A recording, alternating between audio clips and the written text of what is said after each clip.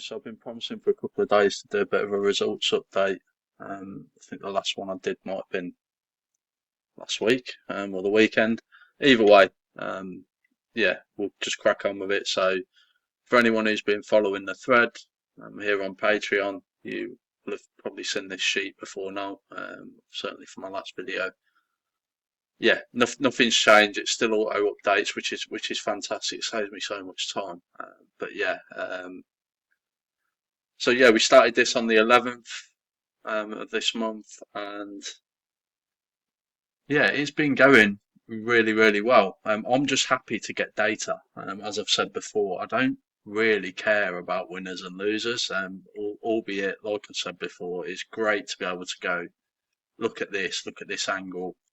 It's producing winners. You know, this is a simple 1 point on every top rated dog, regardless of the star rating as well. So that this is just a really, really rudimentary 1 point on every dog basically that's top rated or on that particular race. So there's nothing really special going on here as such, but just getting the data. I mean, we're down to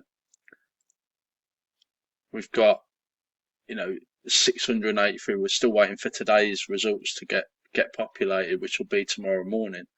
But yeah, we've got 683 selections in there already, and that's the results up to yesterday. 563 settled.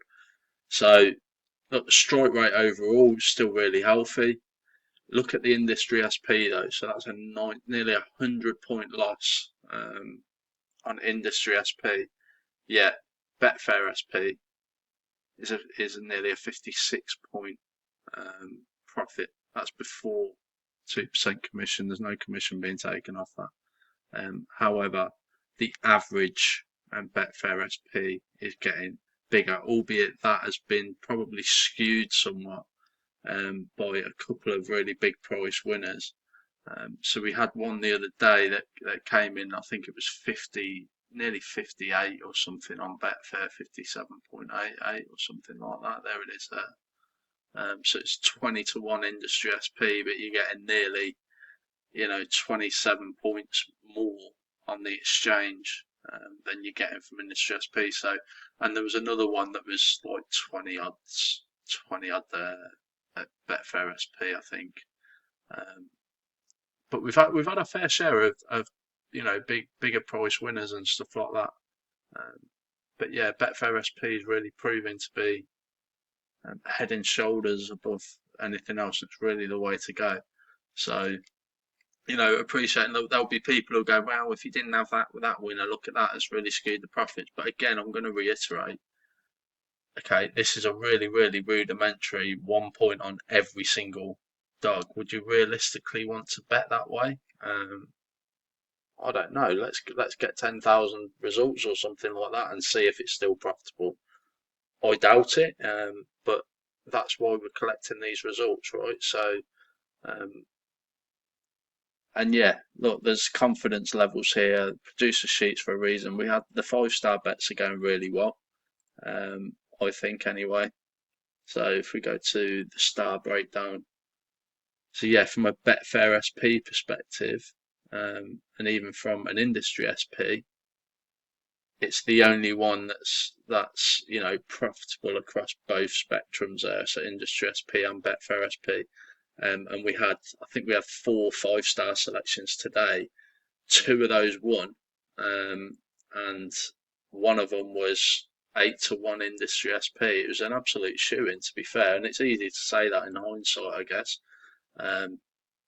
But actually, when you actually looked at that dog's form, there it is, highlighted there. So tissue priced it at 4 to 5. If you look at the dog's form, it's been running in A7s and running, quicker times than the median for A8s. It dropped into A8 the last time and won, and it went off today, same grade A8 at 8 to 1. It seemed ludicrous. There's plenty of people who could probably have dug that out and said that's value and had a little go on it. we've highlighted it as 5 star, or the model's highlighted it as 5 stars, and it's came in. So that's going to really do wonders for this P&L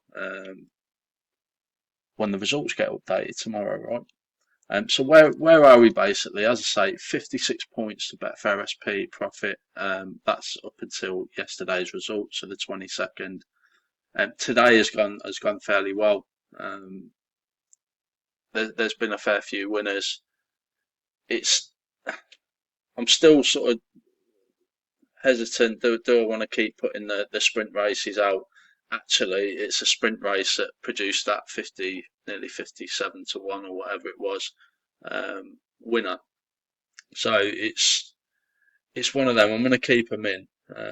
And yeah, from a track performance perspective, Romford still, really, really heavy strike rate, or decent strike rate, should I say, albeit it's starting to even out a little bit now. So it started off really strong. If you remember, it was like the strike rate of nearly 50%, and but the P&L is still strong. The ROI is still strong, 41%. Central Park, that was that big price winner, that sort of skewed that a little bit. But all in all, still a healthy strike rate overall. Sunderland and Doncaster had a fantastic day yesterday. Doncaster, especially, I think there was 6 or 7 winners at Doncaster yesterday, which has boosted or bolstered those stats a little bit. And Sunderland equally had a fairly decent day yesterday, I think, which has actually brought that into profit at Betfair SP. So yeah, as I say, it's really about building numbers at the minute, getting results into the database, and then starting to narrow down and do a few comparisons. And yeah, we've just got the great data here. So look, still early days yet. I want to really start to get up to like 2,500, 2,500 picks in there, results in there, up to 5,000 results, and then potentially go up to 10,000 results. And yeah, we can really, really nail down on the stats. And do I expect after 10,000 results to be in a profit at Betfair SP? I don't know. Probably not, but actually, what's the refinement going to look like at that point? How are the 5 stars going to be performing? Um, you know, what grades and stuff like that are more consistent for the model. And I am really working in the background at tweaking some of the things as well. So from this aspect, this is a database that we put together just for the times. So this is results. I managed to find a way to get a bulk load of results from actually right back from the 1st of January 2025 up until, these update every night now. And I get all the UK races for the day updated into this database, which is fantastic. I input the Betfair SP in the morning as well. I can update this sheet directly from this database in the morning as well. So what's this going to allow me to do? This is actually, you can see a little bit of thing here. So we've got Star Pillow, or however you pronounce it, here. So I'm starting to build a bit of a catalogue now, at distances, at grades, etc., and building a bit of a median time for that distance, for that grade. And I've got some really good. Let's go to the valley. I don't really care about showing these. If people want a snapshot on, but I'm not going to give away the info for some of the bigger tracks because it's quite valuable information. If people want it, they can go and source it themselves and do what I've had to do.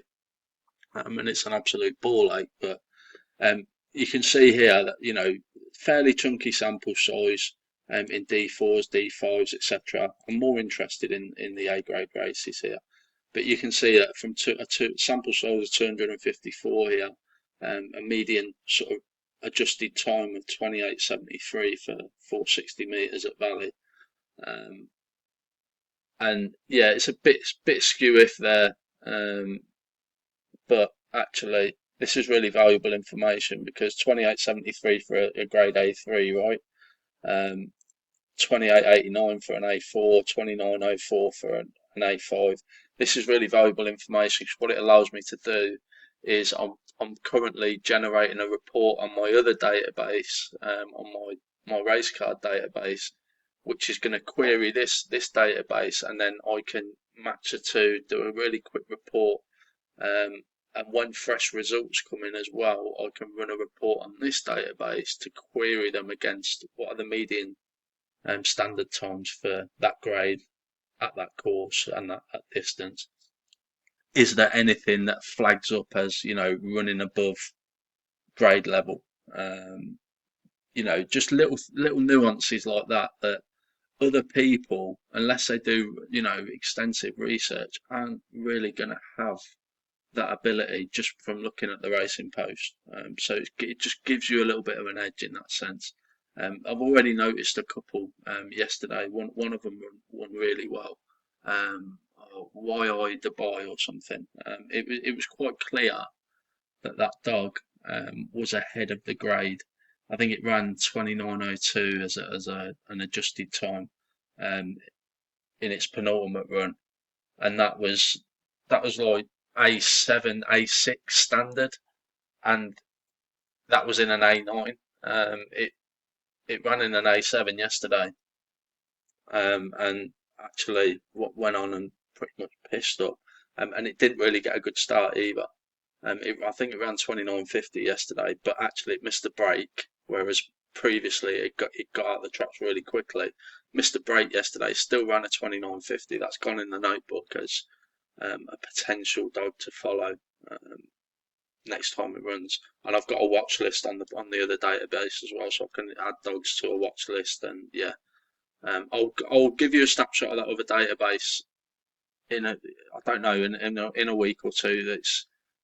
It's sort of organised only how I could understand it, and it'd be really difficult to try and show you and run you through. So once I've tidied it up and structured it a little bit better, a little bit more like this, but there's a lot more going on there. I'll give you a snapshot of what that looks like, but it's pretty decent at the minute. So yeah, look, this is, I guess,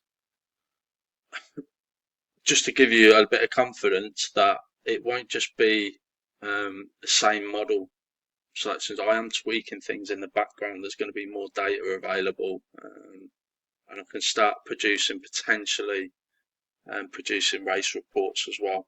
So my plan is, once I can get both databases talking to each other, I've already implemented a little bit of a head-to-head analysis and collateral form analysis as well on the other database, on the race form intelligence part of it. So I've already started working on that, and that's really cool actually. I'm quite proud of that.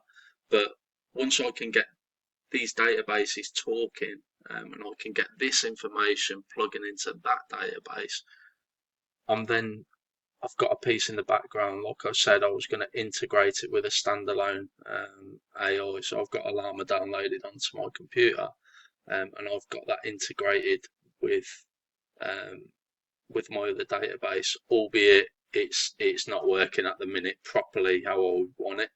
Um, it's proving quite difficult and more challenging than I thought, but I can run that report then head to head, collateral form, using these sort of standard median times, etc. And I could, hopefully, the aim is to get this AI engine here to produce a more human sort of write up based on all the data. This will not be making predictions or anything like that, but it will be, I guess, summarising based on the data from that report, and maybe just producing a statistics report or a write up summary or something along those lines. But yeah, that's a little bit of what's being developed as well at the minute. So lots going on. It'll be a work in progress over the next couple of months, I guess. But yeah, look, for those of you who've shown an interest, there's not many on the community anymore. So there's a bit of a clear out on there, I think, and yeah, it'll be interesting to see, because I think there's just a lot of deadwood. There's a lot of people who subscribe to these sort of forums or communities, and then just never ever bother after that, and their emails go dead or whatever. So Yeah, look, there's not many of us looking at this now, which I don't mind either. I, but I would appreciate as much feedback as possible. If there's anything that you would like to see other than the standard sort of image files that I'm sending out with the top three in every race, if there's something else you would want to see, then put it in the comment section. Let me know, and I can add it to potentially if I think it's a good idea. I think it's going to work well. I can add it to the workflow list that I've got, and incorporate it. If it's a really easy thing to do, then I could do it straight away. Um, so yeah, just any feedback you've got. If you don't like this, if you're not really taking much notice of it, or you think it's shit or whatever, absolutely put that in the comments as well, because I don't want to be just posting on Patreon for the sake of it. If people don't think or don't think they're getting value out of this, and they'd rather I just left it alone and just buggered off and did it myself, then I'm more than happy to do that as well. I just like the horse thing before, when I was doing that. That was a little bit cumbersome because I was having to update the results and everything out, and there was just so much to it. But the aim of things like this is to get a bit of a thought process going within the community, showing people different ways to come up with systems and ratings and all of that. So that's why I do this sort of thing and put it on the forum, and I'm really looking for feedback. But appreciating, look, not everybody's gonna want to comment or have an opinion on it, and some people are just happy just to just take a look at things. But I would like some engagement. If it's not your thing, then fine. If you're not getting any value out of it and you're sick of seeing the emails popping up, then just tell me that as well. I'm not. I won't get offended or anything like that. As I say, I'll just put the odd horse up every now and then instead, if that's what you're into. So listen, I'm waffling on as usual, but hopefully that's given you a little bit of an insight into not only the results, but also what's been worked on in the background and how that's going to influence and integrate with the current sort of work model at the minute that's going on. So yeah, as I say, any feedback, leave in the comments, guys, and I appreciate those of you who's been following and even just sticking a thank you in the comments section. Yeah, it means a lot. So thanks again.